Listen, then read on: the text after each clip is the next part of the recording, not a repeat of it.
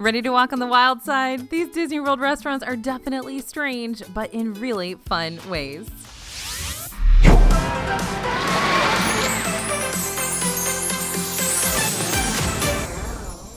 Hey everybody, it's AJ for Disney Food Blog, and today we're talking about 12 Disney World restaurants that are super strange, but in the best way. We love these restaurants, some for the food, some for the atmosphere, but they are always surprising us with experiences unlike any other Disney dining stops.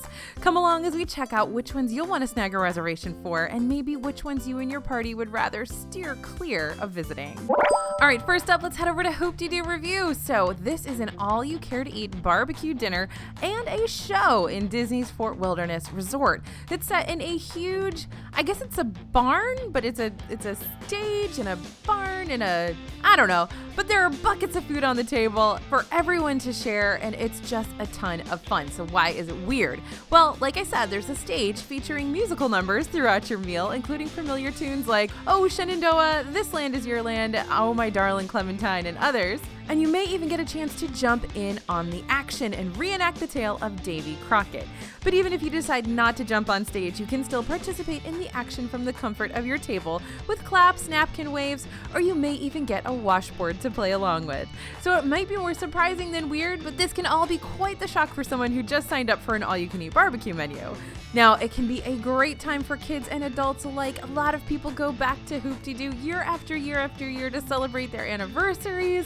And it is really a ton of fun, but you gotta know what you're signed up for. Next, we gotta head over to Disney's Hollywood Studios for 50's Primetime Cafe.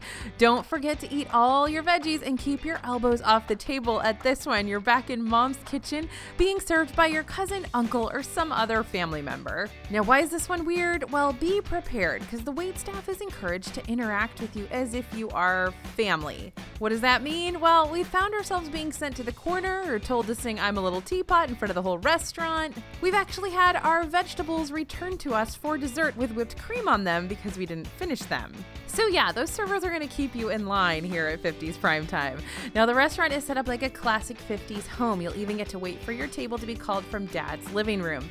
And don't be surprised if your kids are asked to set the table themselves. Now something that you don't see anymore but was super cute back in the day is the dessert menu used to be presented on a viewfinder. So you'd actually get a viewfinder and be able to click through and look at all the desserts. Sadly, they've taken that away. But if you're still craving some home cooking, this is the place to be. Now, if you don't want to be the center of attention, if you don't want to go stand in the corner, if you don't want to get in trouble for putting your elbows on the table, that's totally fine. You can just let your server or your cousin know to tone it down for your table, that you'd rather kind of watch the shenanigans from the sidelines than be a part of them. That's totally fine, but I will tell you, if you're going to this restaurant with your grumpy grandpa or something like that, sometimes you might be able to cajole a little smile out of him if the server messes with him a little bit.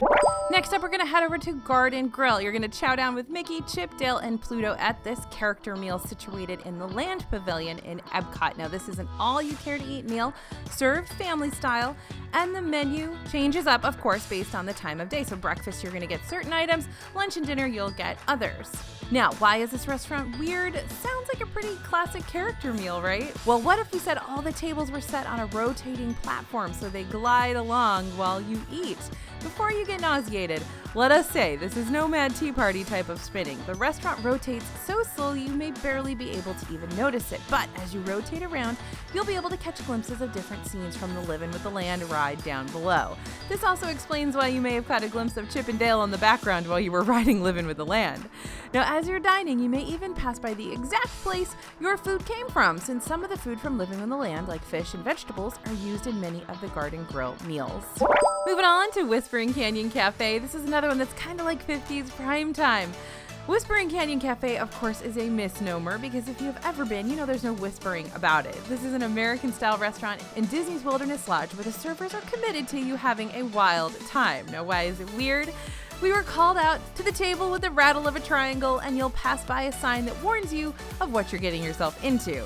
In their words, the goings-on can get a little loud, and that's just the way we like it. Now, Whispering Canyon has sort of varied their craziness through the years. A couple of years back, they started to tone down the antics a little bit. Now what you're gonna find is breakfast and dinner are kind of crazy, and lunch is gonna be a little less so. But it is definitely still the home of organized chaos. Here's some examples. Your server may come over to your table and just throw a bunch of straws at you. Or when you order ketchup, you could expect your table to be bombarded with more bottles than you can count. You may be asked to take a pledge to stay up as late as possible, or you may find that you yourself are in jail. Who knows? Anything can happen. If you aren't feeling like being part of the action, again, just like 50s primetime, just ask your server to tone it down a little bit and tell them that you'd like to watch from the sidelines. All right, going back to Hollywood Studios, we're gonna go to Sci-Fi Dine-In. Now this one's a table service restaurant that is tucked into the middle of the studios, right between Indiana Jones and Galaxy's Edge. It's absolutely huge, but the entrance is kind of small, so you might miss it. Now they serve up some classic American favorites like burgers, milkshakes, steaks, sundaes, and ribs. And although the food here is typically fine, we keep coming back for the atmosphere. So what is that atmosphere? The whole restaurant is designed to transport you to a starlit drive-in theater from the 50s. Now remember, it's all indoors. On the way to your table, you can catch a glimpse of drive-in movie props and posters before you step onto the live soundstage. You and your party will be seated in a convertible or at a picnic table with a view of the big screen and a car hop at your service.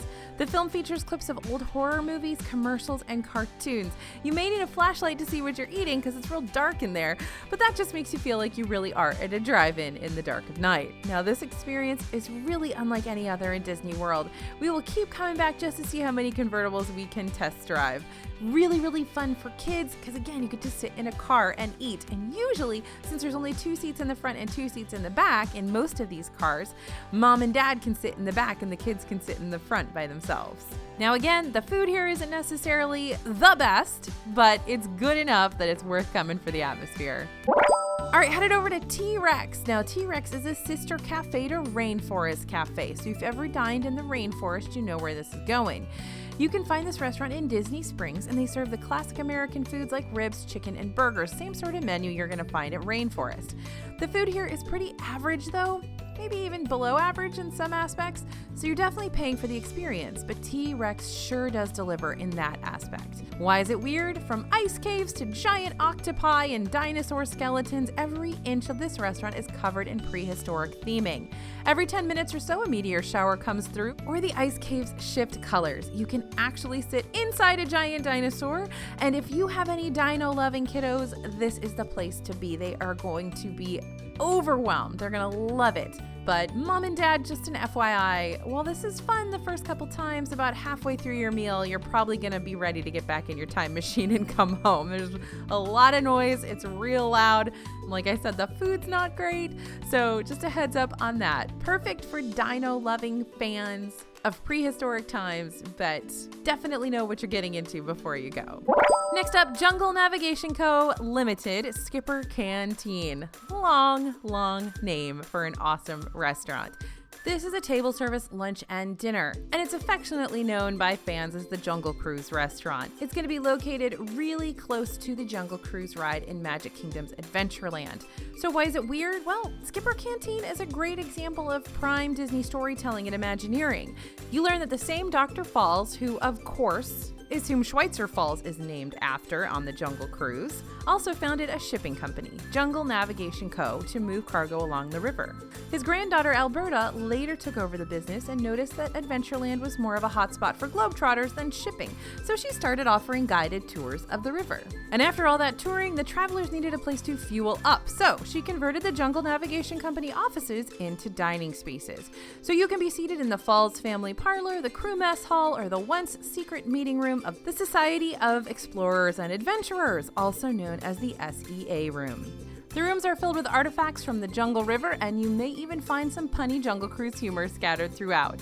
Not only can you walk through a, well, not so secret anymore, bookcase, Skipper Canteen is home to one of the more diverse menus in Magic Kingdom. They've got falafel, gyoza dumplings, whole fried fish, lamb, just to name a few, and they also have steak and chicken for less adventurous eaters. Now, you want to be sure to look at all the sight gags in here.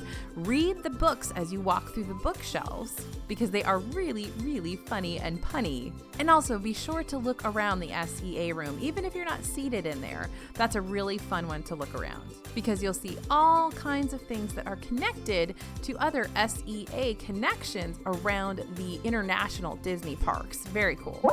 All right, let's head next over to Backlot Express. Now, if you simply glance at the menu for Backlot Express in Hollywood Studios, you may be underwhelmed. They've got your classic counter service staples like cheeseburgers, chicken nuggets, and hot dogs, but there's much more to see beyond the basic eat on this one. We love, love, love the specialty desserts here. Over the past year, we've enjoyed the Backlot Blondie, the Wookiee Cookie, which is that amazing oatmeal cream pie, that crazy peanut butter brownie topped with tons of Reese's Pieces or whatever Disney calls them because they can't use brand names like candy-coated peanut butter nuggets, I don't know, and more. And this is the place where random specialty stuff might pop up.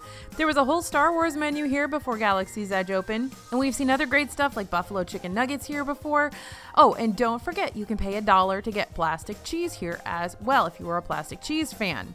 Now, why is it weird? Well, it's designed as though you're stepping into a studio backlot filled with props, paint, stunt gear, and machinery. It's worth wandering around and seeing just how many new props you can find, and don't forget to look up. Paint splattered cabinets, mismatched chairs, everything's just kind of a mishmash here, and it's crazy and fun, and there's so much going on. Now remember, if you decide to sit outside, you may catch the Jedi Training Academy on the stage right next to Star Tours. It's a super cute and fun show where you can watch volunteer kiddos learn to battle the dark side with their very own lightsabers. So Backlot Express, super huge, tons of indoor and outdoor seating, and lots of theming, lots of fun theming. So definitely go look around, check it out, and take it all in.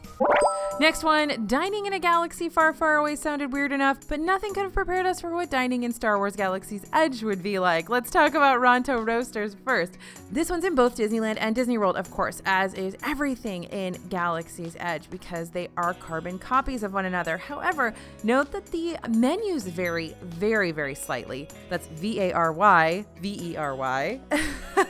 Slightly on the two coasts, they've been kind of switching menus up so that you get different stuff on both coasts. Now, Ronto Roasters is a quick service location where you can grab a Ronto wrap and a drink at most times of the day.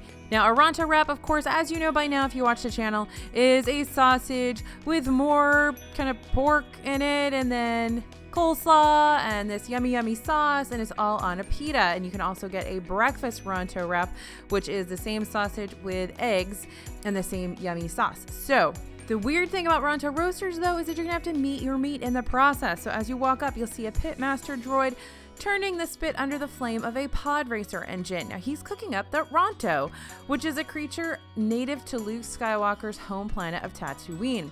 But you can also see the catch of the day hanging from the ceiling as you order.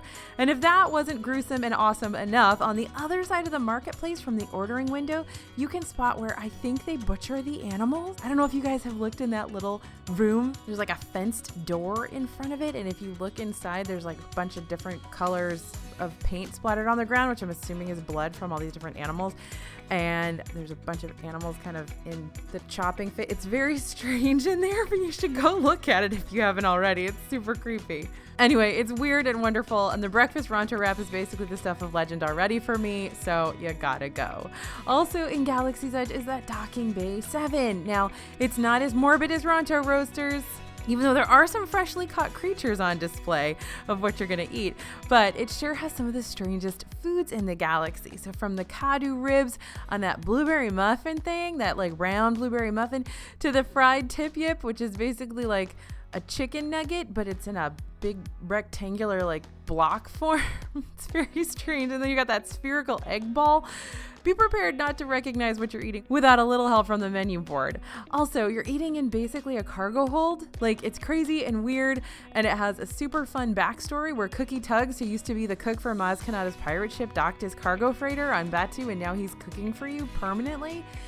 Anyway, so weird, and no one but the most dedicated Star Wars fan will be able to unravel all of this, but it's a masterpiece of strange backstory Imagineering, so there you go. All right, we are staying in Hollywood Studios because apparently every restaurant in Hollywood Studios is a little weird, but we're heading over to the Grand Avenue area for a visit to Baseline Tap House. This is a lounge, gives you a taste of California on the East Coast with California beer, wine, and a small bites menu. It's super chill, but note there's not a whole lot of indoor seating, so it's outdoors in the beer garden or fighting for the few spots inside. Now, why is it weird? Well, it's not really weird, but I love the story of this. So the Grand Avenue area in Hollywood Studios, which is where this is, used to be part of what was called the Streets of America, which was a posed movie set celebrating the architecture and culture of New York City and San Francisco, if you guys remember. At the time, this location was named the Writer's Stop when it was there, and although the setting has changed, the lounge has always been related to books and writing. It's one of the fun, though tenuous, consistent backstories you can find around an ever-changing Walt Disney World. So, first the same space was Ellen's By the Book, if you guys remember. And that was way back when the park was MGM Studios, and then the space became Writer's Stop, a bookshop and bakery, and now it's Baseline Tap House. But as the story goes, the lounge is set in a brick building that was once home to Figueroa Painting Company, an independent mom and pop shop named for the popular street in Los Angeles. And in a fun nod to history and to the guests who were totally devastated, myself included, when Writer's Stop, which was the original home of the beloved carrot cake cookie, closed down. If you look on the bookshelves of Baseline Tap House, you can see the silver letters from the old Writer's Stop sign scattered as decor. So at least we've got something. And remember, this is a old print house, which ties right into the backstory of the book/writer theming. All right, now we're going to head over to Mama Melrose again, Hollywood Studios. This is right across the way from Baseline Tap House, actually, if you go over into the Muppets area. Now, this Italian restaurant has been here forever, it seems like. It specializes in classic Italian eats from pastas to flatbreads and steaks. Mama Melrose Ristorante Italiano made its way onto our list simply because of its elaborate backstory, though. The story goes that Mama came west from Italy to make her name in Hollywood, and while the actress gig didn't pan out, she opened this Italian restaurant to bring a piece of her homeland to her new city. The interior shows her journey from Italy all the way to Hollywood, which apparently is reflected by a Mona Lisa with sunglasses in front of the Hollywood sign. Headshots of actors line the walls, ladles hang from chandeliers, and other walls are studded with vinyl records. Bottom line, I've never really understood the backstory here. It seems really thin to me. I don't feel like it's really well demonstrated as more than just like Italian lady comes to California. Like, I'm not really seeing more of a backstory here, so it seems kind of weird, but I guess that's what makes it so intriguing for me. Now, the restaurant can be hit or miss food-wise. We'll keep giving it more chances. We love the steak there. When they took the steak away, we rioted. The steak comes and goes, and we feel that Mama Melrose is family at this point, so we love getting to come back and visit when we are in town. So there we have it, some of the weirdest restaurants around Disney World. Which ones did we miss? If you have a restaurant you think is particularly strange that we didn't mention, be sure to drop us a comment and maybe we'll get part 2 of this series going. We'll see. Thank you guys for listening and thanks for watching. This is AJ for Disney Food Blog, and we'll see you real soon.